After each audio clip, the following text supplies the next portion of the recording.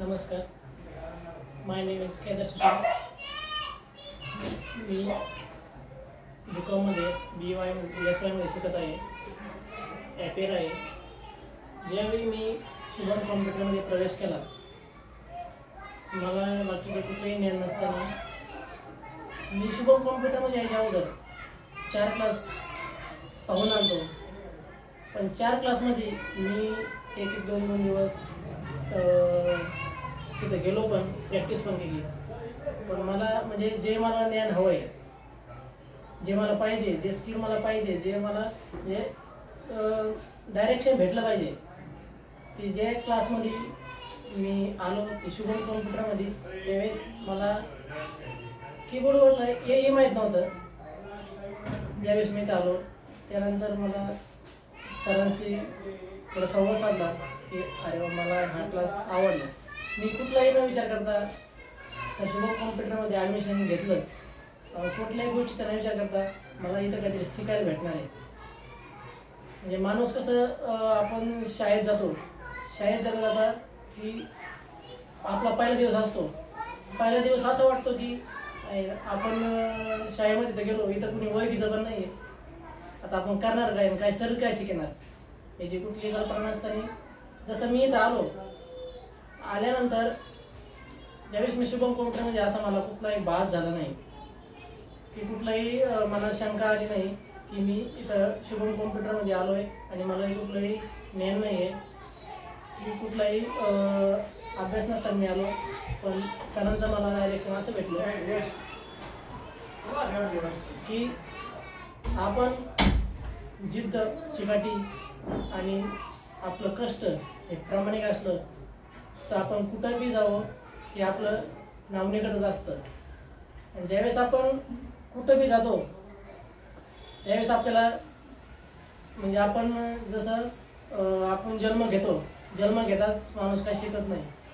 हे शिकत ते आपण चालता कुठल्याही गोष्टी शिकत राहतात. त्यावेळी आपण घरी बसूनही काही करू शकत नाही. त्यामुळं माणसाने शिकण्याची आवड पाहिजे. तसं मी शुभम कॉम्प्युटरमध्ये आलो, टेलिप्राईम, एक्सेल, वर्ड, टायपिंगचे क्लास लावले. त्यानंतर जी माझी शिकण्याची इच्छा झाली, अरे हे भारी आहे, येत नसताना म्हणजे सुरुवात अशी झाली की थोडी हार्ड गेलं. आणि त्याच्यानंतर ज्यावेळेस मी प्रॅक्टिस करायला लागलो, ज्यावेळेस सरचं संभाषण म्हणजे सरचं शिकवणं कसं कॉम्प्युटर ज्ञान बी आणि विदाऊट नॉलेज बी म्हणजे एकदम डायरेक्शननुसार शिकत कॉम्प्युटर ज्ञान तेवढंच देतात, बेसिक ज्ञान पण तेवढं देतात. ते शिकता हे 1 वर्ष कसे गेले हे मला समजलेच नाही.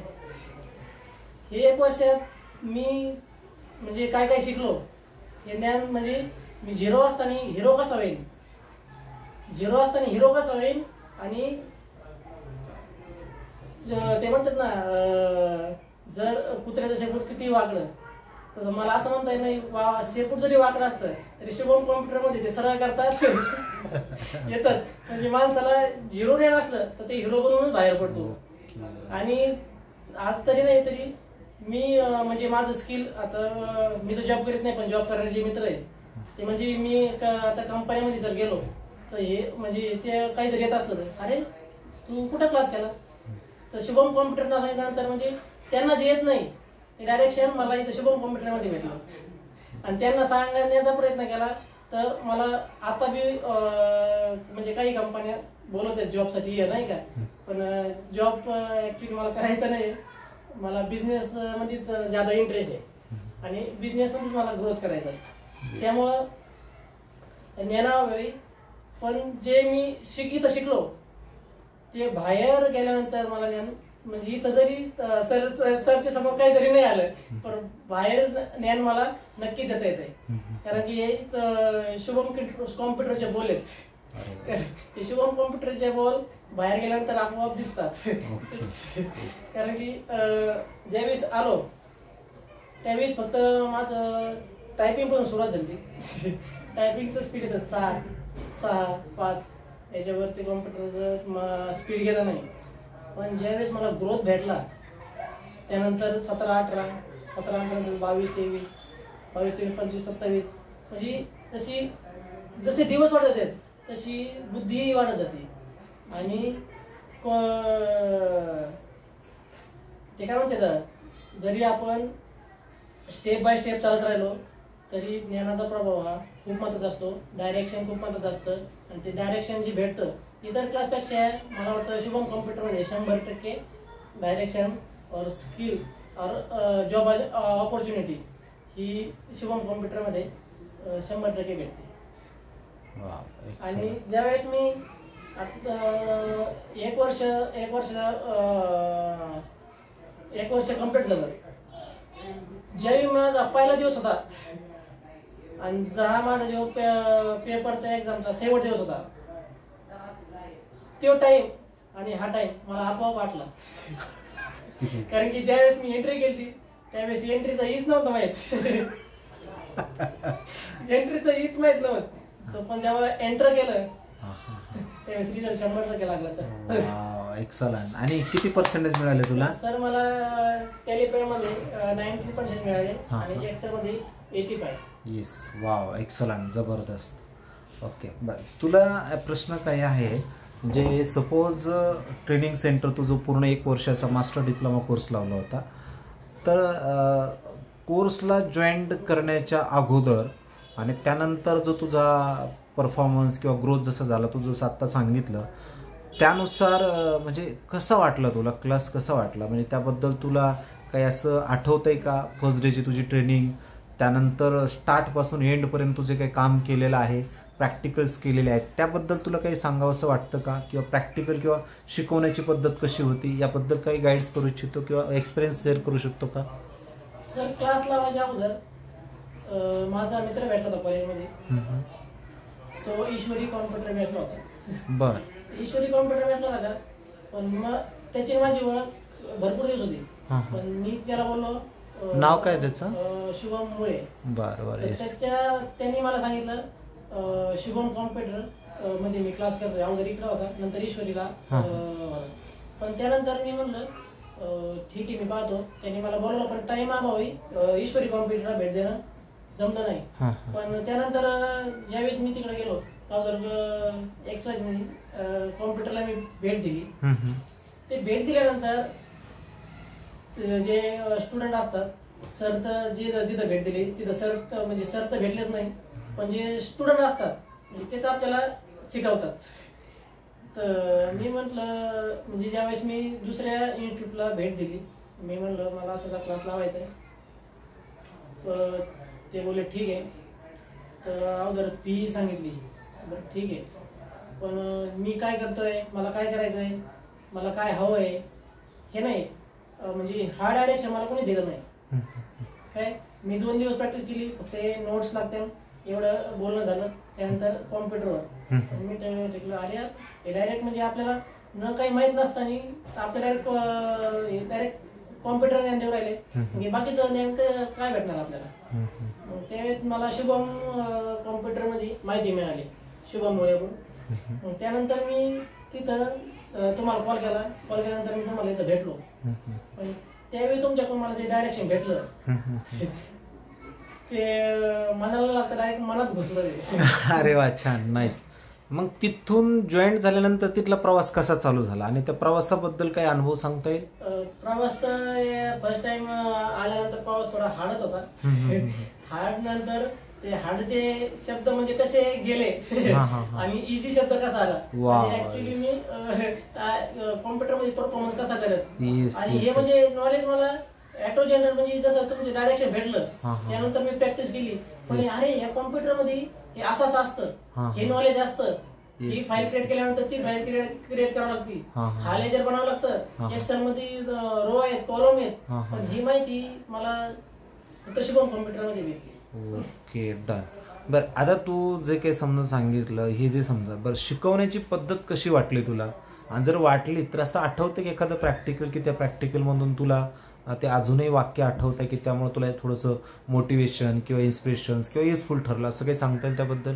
सर ऍक्च्युली प्रॅक्टिकल तर सगळे छान वाटले आणि शिकण्याची तुमची पद्धत जरा सगळ्या इन्स्टिट्यूटपेक्षा मी म्हणतो वेगळी आहे. कशी बरं कशी कारण की तुमचं शिकवणं फक्त कॉम्प्युटर नॉलेजच नाही, बेसिक नॉलेज पण पाहिजे. आणि जे मला तर एक तुमची गोष्ट फार आवडली, जे कुठल्या कॉलेजमध्ये शिकत नाही ते डायरेक्ट शुभम कॉम्प्युटर मध्ये भेटतंय. जे म्हणजे मित्र वगैरे क्लास मधले ते तर म्हणते मला कॉलेज जाण्यापेक्षा शुभम कॉम्प्युटर जर जॉईन केलं मी दिवसभर तर मला योग्य राहील, 100% मला रिझल्ट भेटेल. Wow, yes yes.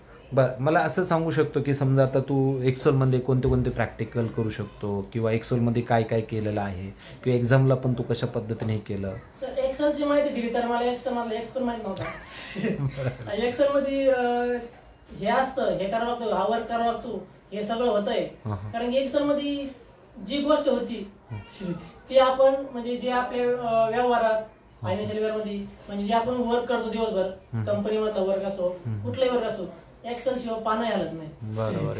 कारण की एक्सेल मध्ये परचेस ऑर्डर झाली, सेल्स ऑर्डर झाली, कोटेशन झालं, परत वर्ड मध्ये रिझ्यूम झालं, हे असल्या हे जे आपण फक्त कागदावर बघत होतो ते अक्षरशः याच्यात बनतंय हे इथं आले आपल्याला समजलं. आता एक्झाम तू जसं सांगितलं की तुला 85-90% मिळाले, पण यामध्ये समजा परफॉर्म करताना कसल्या की प्रॅक्टिकल एक्झाम होत्या की आपलं ऑब्जेक्टिव्ह एक्झाम होत्या? सर हे प्रॅक्टिकली ज्यावेळेस मी प्रॅक्टिस करता करता जे थोडं थोडं ज्ञान यायला लागलं त्यावेळेस म्हणजे असं इजी वाटायला लागलं की अरे मी हे करू शकतो, सरनी हे मला प्रॅक्टिकल दिल्यानंतर मी करू शकतोय. आणि मग ते नंतर एक्झामला एकदम इझिली गेलं त्याच्यावर. बरं, आणि टॅलीमध्ये कोण काय काय केलं त्याबद्दल काही सांगू शकतो का? सर टॅलीमध्ये तर टॅली हा शब्द ज्यावेळेस आपण जर तुम्ही एखादा प्रॉब्लेम दिला तर आम्ही जर एखादा क्वेश्चन तो आम्ही टॅलीमध्ये दिला तर म्हणजे असं समजलं म्हणजे की नाही का, ज्यावेळेस आपण टॅलीमध्ये असं एक म्हणजे काय म्हणतात ती टॅली जी आपण यूज करतो आणि टॅलीमध्ये जे यूज करतो ते एक्सेल मध्ये पण आपल्याला ते वापरल्याशिवाय ते एक्सेलचं काहीच येत नाही. म्हणजे जर तुम्ही एखादा प्रॅक्टिकल दिलाय त्याला फॉर्म्युला वगैरे यूज करायचे त्यावेळेस म्हणजे मला असा क्वेश्चन पडला होता टॅलीमध्ये आपण जर तुम्ही आम्हाला एक प्रॉब्लेम दिला तर टॅलीमध्ये जे आन्सर निघत आहे त्याला आपण बरोबर म्हणतो. आणि बरोबर हा जर एक्सेल मध्ये घेतलं तर बरोबर शिवाय आपली एक पण फॉर्म्युला यूज करता येत नाही. वा, एक्सलंट. बरोबर. म्हणजे आपलं नुसतं टॅलीच हा भाग नाही, एक्सेल मध्ये इकडं जरी ऍडजस्ट केलं तरी तिकडं बरोबर शिवाय करू शकता त्याच्यामध्ये.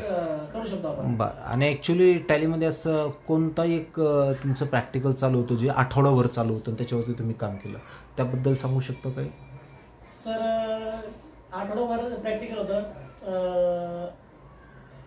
म्हणजे तुम्ही आम्हाला एक प्रॉब्लेम दिलता, तो पण प्रॉब्लेम असा होता जो सीए करतो, जो सीए ज्या कंपनीचे ऑडिट करतो, जे कंपनीचे म्हणजे डायरेक्शन देतो कंपनीला, म्हणजे कंपनीचे जे काम करतो अनालिसिस करतो ती अनालिसिस तुम्ही आम्हाला आठवडाभर म्हणजे एक प्रॉब्लेम येता पण ती आमची आठवड्याभर चालली होती.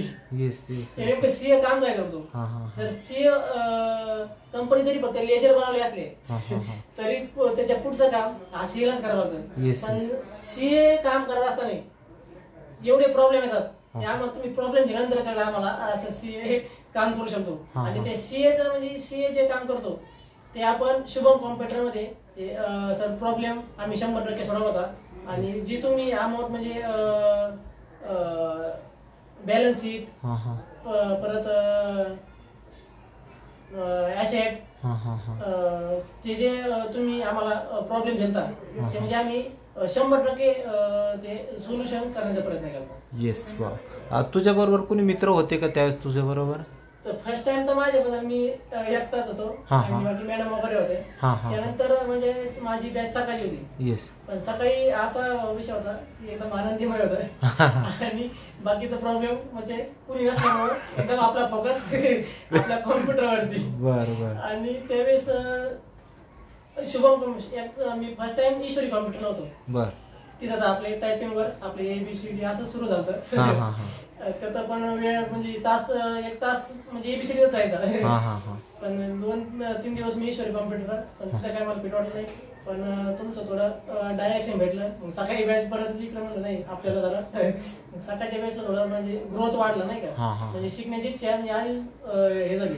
आणि इथून जरा मला नाही का थोडं एक्सेल, टॅली, ERPF म्हणजे थोडं म्हणजे करत राहिलो. बरं. आणि मध्ये हे नाही तुम्हाला एक आठवड्याभर आपण जो प्रॉब्लेम दिला होता त्याच्याबरोबर तुझे काही मित्र वगैरे होते का तुला सपोर्टला, म्हणजे का तुम्हाला सगळे कॉमन असं ते प्रॅक्टिकल होतं? सर प्रॅक्टिकल तर कॉमन होतं पण कॉमन असले म्हणजे आपलं त्यात काम इंडिव्हिज्युअलच होतं. काम इंडिव्हिज्युअल होतं.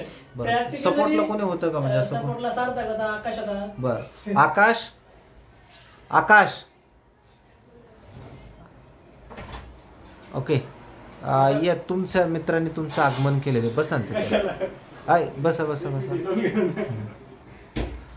म्हणजे तुमचं जे एक आठवड्याभर प्रॅक्टिकल चालू होतं तर त्या प्रॅक्टिकल रिलेटेड मला वाटतं तुम्ही काही बोलू इच्छिता का? म्हणजे कोणतं प्रॅक्टिकल होतं आणि ते प्रॅक्टिकल कसं केलं व त्याबद्दल आणि काय काय होतं त्या प्रॅक्टिकलमध्ये जे की पूर्ण एक आठवड्याभर चालू होतं?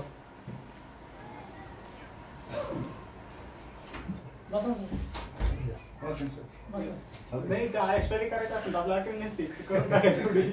हां तर तुम्ही चालू केलंय का ते? हो चालू आहे. बोला. पहिले तू सांग मग मी सांगतो. अरे म्हणजे आठवड्याभर तुमचं जे प्रॅक्टिकल काहीतरी त्याचं नाव होतं ना ऑडिट काहीतरी आपण ऑडिटचं करत होतो. C audit. बरं. त्याच्याबद्दल सांगायचंय का? हो हो हो. तर आम्हाला जेव्हा सरांनी प्रॉब्लेम दिला ना का ते टॅली मधलं होतं नाही का? हां हां. टॅली मध्ये म्हणजे टॅली ERP मध्ये केलं होतं का प्राईम मध्ये केलं? प्राईम मध्ये केलं होतं. त्याच्यात असं होतं का प्रत्येक महिन्यात कमीत कमी परचेसच्या 10 एंट्री आहे, सेलच्या 10 एंट्री आहे, receipt, payment, sale order, purchase order, debit note, credit note ते प्रत्येक महिन्यात करायचे. म्हणजे जसं एप्रिलला इयर चालू होतं आणि मार्चला संपत तर जवळपास 12 महिन्यात या सगळ्या एंट्री करायच्या होत्या आम्हाला. बरं. आणि त्याच्यानंतर पेमेंट आम्हाला त्याचे बिल वाईज द्यायचं होतं कस्टमरला. आणि वेगवेगळे कस्टमर सांगितले. प्रत्येक बिलाला एक कस्टमर नाही तर वेगवेगळे कस्टमर सांगितले. त्याचप्रमाणे त्याच्यात electricity bill, water bill, office bill, रेंटवर घेतलेलं असं हे सगळं ऍड करायला लावलं होतं आम्हाला. आणि त्याच्यात आमचा फायदा असा झाला की पहिले आम्हाला 8 दिवस म्हटलं आता हे काय नेमकी नवीनच नाही का 8 दिवस येतोय त्याच एंट्री करतोय. आम्हाला पण ताळमेळच लागला नाही. परचेस आता आम्हाला सवय कशी होती तर डेली आलो तर 2-3 एंट्री करणार परचेसच्या, सेलच्या आणि मग त्याचं पेमेंट करणार, जीएसटीचं पण पेड करणार. सगळं आम्हाला ती सवय होती.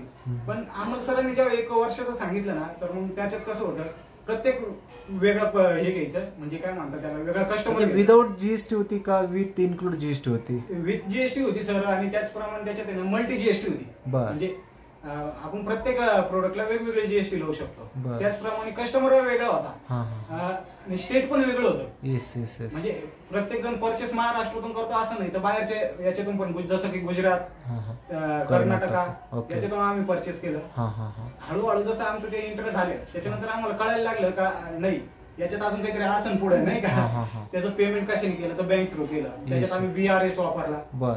म्हणजे जर आपण आज त्यांना पेमेंट दिलं, चेक दिला आजच्या तारखेला जसं की 1 एप्रिलचा आपण चेक दिला पण त्यांनी आपल्या खात्यातून 3 एप्रिलला पैसे काढले, 2 दिवस क्लिअरिंग साठी चेक गेला तर मग आपण आपल्याकडे एंट्री जी होती ती 1 एप्रिलचीच होती कारण आपण त्यांना 1 एप्रिलला चेक दिला.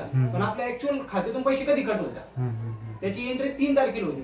BRS मध्ये आपल्याला तो चेक जेव्हा विड्रॉ होतो ना आपल्या खात्यातून तेव्हा ती तिथं ती डेट टाकावं लागते आणि तेव्हा ती एंट्री पास होते आपल्याला.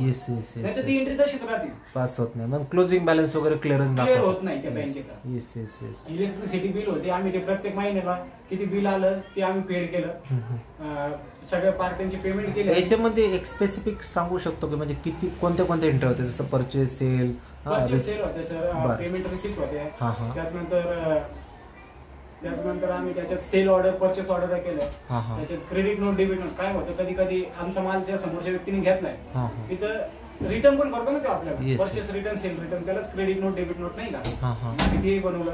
नंतर आम्ही बनवलं ऍक्च्युअली आम्ही पेमेंट ऑलरेडी करून टाकलं ज्याच्याकडून आम्ही परचेस करतोय त्याच्याकडे आम्ही पेमेंट केलेलं होतं. त्याच्यामध्ये जीएसटी पेबल पण केलं होतं का? टॅक्स वगैरे पण, टॅक्सेस वगैरे पण, टॅक्सेस पण. ऍक्च्युअली आम्ही पेमेंट त्यांना करतोय समोरच्या पार्टीला पण समोरच्याने परचेस रिटर्न केला आम्हाला, आमचा माल परत दिला काहीतरी कारणामुळे. ते पेमेंट आम्हाला परत ते मॅच करावं लागायचं, का मागं केलं, त्याचं नॅरेशन, म्हणजे बरंच जसं ऑडिट कसं करतो ना तसंच समजलं आम्हाला. Yes yes yes yes. बरेचसे बॅलन्स शीट मॅच नाही झाला, त्याचप्रमाणे सगळं आम्हाला जसं एक आठवडाभर चाललं होतं पण तुम्हाला काय चाललं हे लक्षात नाही आलं, ते कधी समजलं त्याचं क्लिअरन्स कसं आहे? जेव्हा आमचे सगळे इंटरेस्ट झाले, मग सर बोलले तुम्ही यांचं पेमेंट केलं का, तर ते कसं केलं, तर मग आम्ही दाखवलं सर हे बिल व्हायचं. तर सुशीलचं काय व्हायचं की एक बिलाचं त्याचं पेमेंट आहे ना मॅनेजमेंट होत नव्हतं. बरं, उदाहरण आहे का, म्हणजे काय होतं सांगता येईल का? त्यांनी एक कस्टमर घेतलेला होता, त्याचं नाव काहीतरी बाबा होतं, दादा बडे होतं, दादा बडे नाव होतं. त्यांनी काय केलं, एप्रिलचं बिल आहे ना हे मार्च मध्ये पेड केलं. बरं. पण ऍक्च्युअली त्यांनी ते बिल आहे ना काहीतरी निम्मी अमाऊंटच पेड केलेली होती पहिले, आणि मार्च मध्ये निम्मी केली, तर त्याचं ते मॅच होत नव्हतं सर. तो जे क्लोजिंग बॅलन्स होता ना, म्हणजे परचेसचं जे बिल होतं शेवटचं, त्याचा जो बॅलन्स येतो ना जीएसटी इन्क्लूड करून, त्याने अर्ध ते पे केलं ना, अर्ध त्याच्यानंतर त्याचं मॅचच व्हायला नाही. आम्ही 2 दिवस मी करू शकतो, तो करू शकतो, परत आमचं सार्थक करू शकतो, आणि सर म्हणायचे की तुम्हाला येतंय, तुम्ही लक्ष द्या, कुठं चुकलं तिथे शोधा, विचार करायचं नेमकी चुकलं.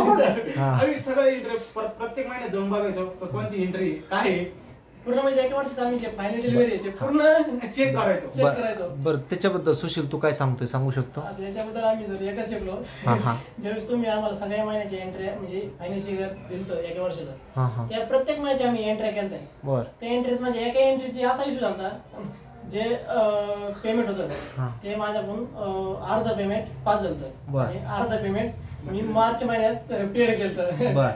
पण ते माझी जी शेवटला जी अमाऊंट होती ती मॅचच नव्हती, एफबीआर दिसत नव्हता. पण ते दिसत नव्हतं तर आम्ही दोघं पण झटलो, सार्थ पण झटला. अरे सर तुमच्या गावात सर तो म्हणले तुम्हाला येत आहे, तुम्ही ते केलंय आणि तुम्ही केल्यानंतर तुम्हालाच येणार आहे की नाही. पण आम्ही 2 दिवस झटल्यानंतर आम्हाला लक्ष द्यायला. पण ज्यावेळेस आम्ही ते प्रत्येक मंथली चेक करत गेलो, मंथली समरी चेक करत मंथली समरी चेक करत गेलो, त्यानंतर फक्त ते दादा बडेच नाव यायचं वरती. दादा बडे कस्टमरच राहिला. आणि किती डिफरन्स होता त्याच्यामध्ये? सर जवळपास 700 का 750चा डिफरन्स होता. 750. ते फेमस दादा बडे दिसायचं डायरेक्ट. मला टेन्शन होतं काही दादा बडे नेमकी कस्टमर. याच्यातूनच असं झालं का कॉमेडी किस्सा आहे थोडा. सुशीलला वाटलं का माझं सगळं झालंय आणि त्याला एवढा कॉन्फिडन्स होता तर माझं कोणी चूक काढूच शकत नाही. बर बर बर.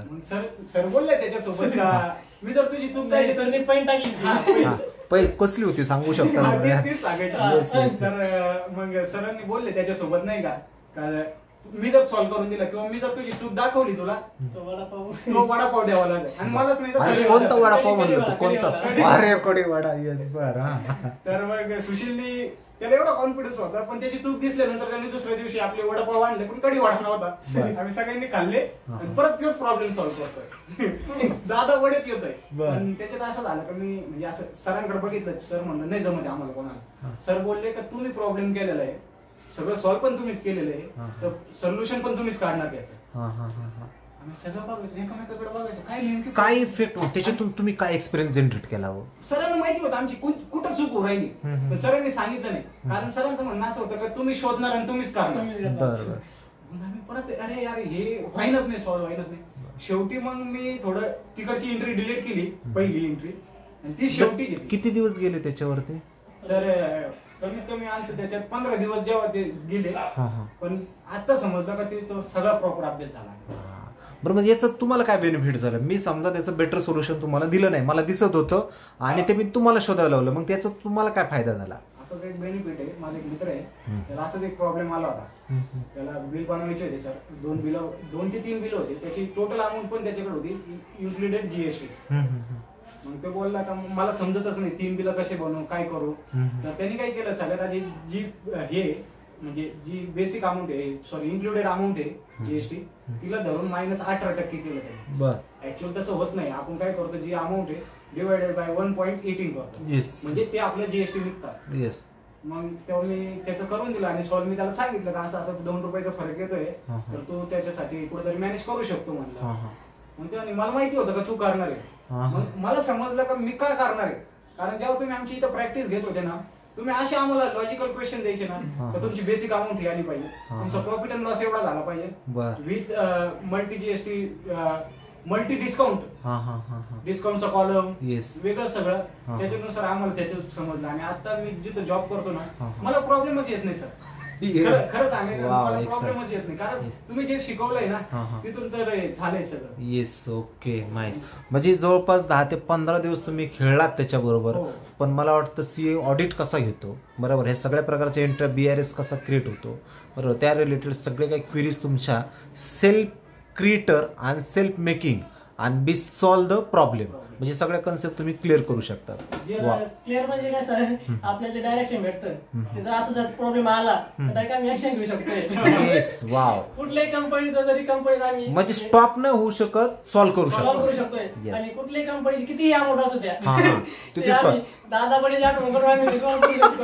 आणि जे ते 15 दिवस होते ना हा, हा. सर, 15 दिवसात आम्ही एकही आमचा स्टुडंट घरी नाही राहिला. हा, हा. कारण ते म्हणजे ना लॉजिक होतं आमच्यासाठी ना वेगळंच. अरे आज चॅलेंज आहे असं काहीतरी, Yes, yes, yes. याच्यात काहीतरी चॅलेंज आहे.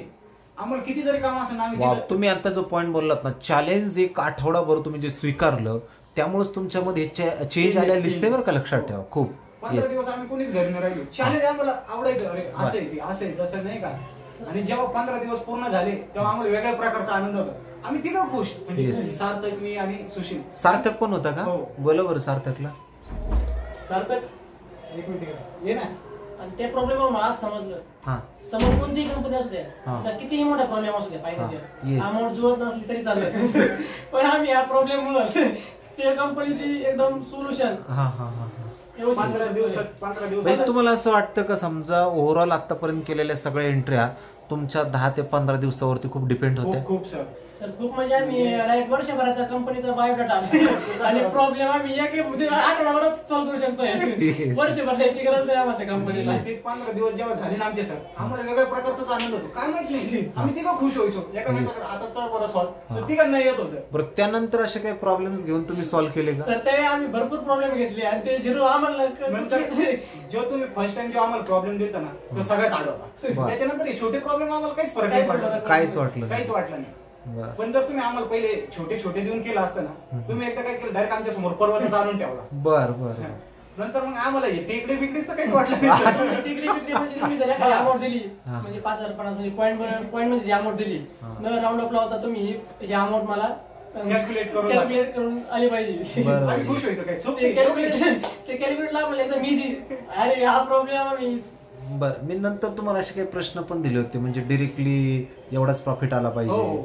बरोबर, त्याबद्दल कसं सांगावं असं वाटतं बरं?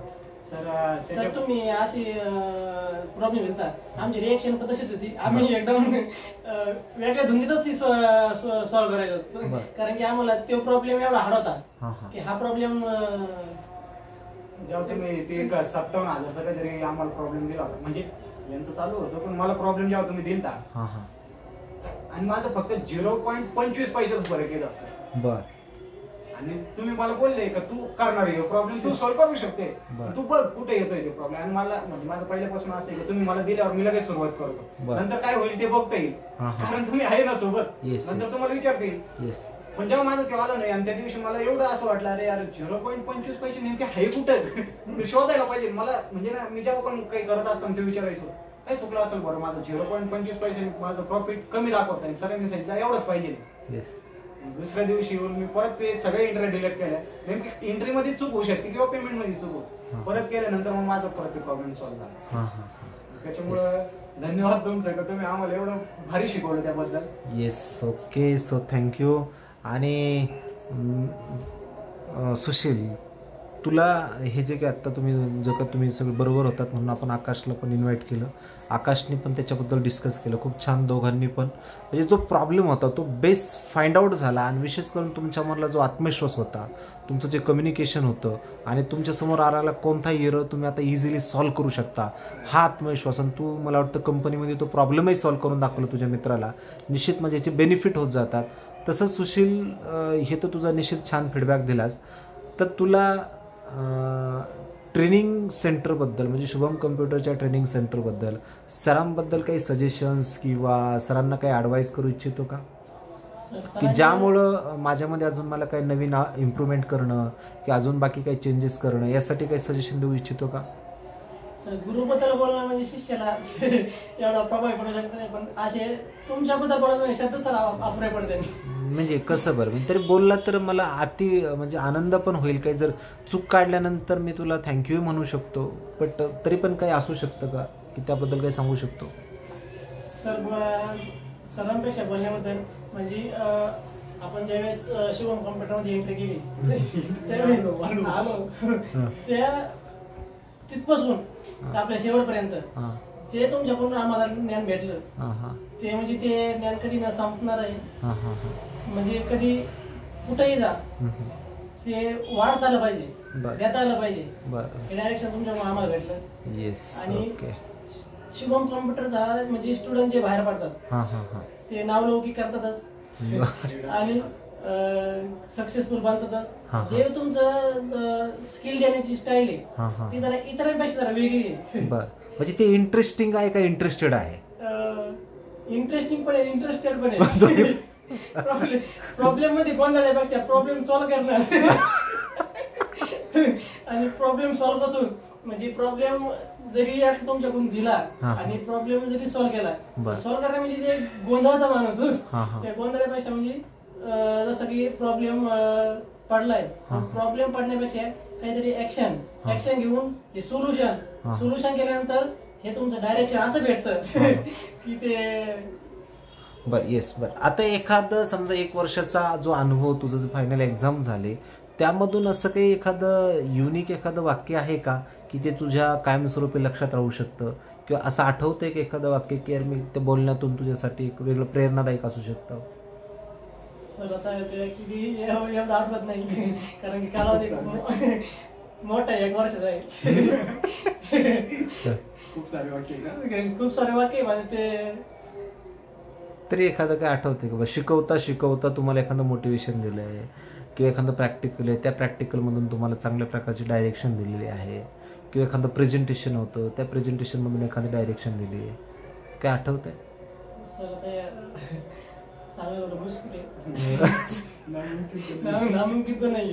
नामुमकिन तर नाहीये. बरं ठीक आहे. बरं इथपर्यंत. So thank you very much.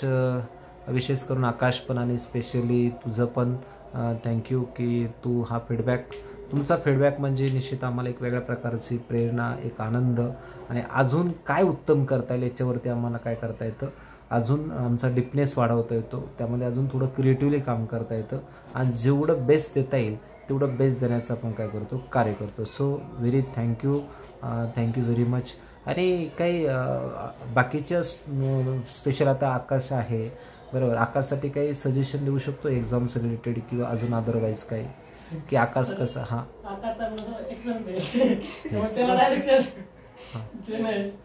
माझ्या चुका सांग तुला दिसल्या 1 वर्षामध्ये काही चुकीचं? 1 वर्षामध्ये कसं वाटलं तुला, म्हणजे कसं वाटलं शुभम कम्प्युटर कसं वाटलं? चूक झाली तर शिकतं माणूस आणि चुका झाल्या पाहिजे. त्यामुळे कसं फ्रेंड सर्कल कसं बनलं किंवा शुभम कम्प्युटर कसं वाटलं, म्हणजे जे शुभम कम्प्युटर इन्स्टिट्यूट आहे फॅमिली जैसा हे असं वाटलं का? तसं वाटलं कसं आहे अनुभव पण. येस शुभम कम्प्युटर यांनी सांगितलं आपलं कॉम्प्युटर फॅमिली जायचं आहे. शुभम कॉम्प्युटर. बरं आता ही फॅमिली फक्त 1 वर्षापुरतीच आहे की इथून पुढं म्हणजे कशी कनेक्टिव्हिटी कशी राहील? कनेक्टेडच राहणार, डिस्कनेक्टेड नाही होणार. बरं. Yes okay. So thank you very much Akash. छान थँक्यू. आता आकाश तू बसू शकतो. ओके तर सो इथपर्यंत थांबूया आणि खूप तुझा आभार ज्यामुळं तुम्ही दिलेले चांगले तुमचा अनुभव, तो अनुभव आमच्यासाठी एक वेगळ्या प्रकारचा बूस्टिंग ऑफ एनर्जी असते ज्यामुळं आम्हाला अजूनही चांगल्या प्रकारचं बूस्ट होतं. हाच फीडबॅक तुम्हाला निश्चित. Thank you very much. Thank you. Yes.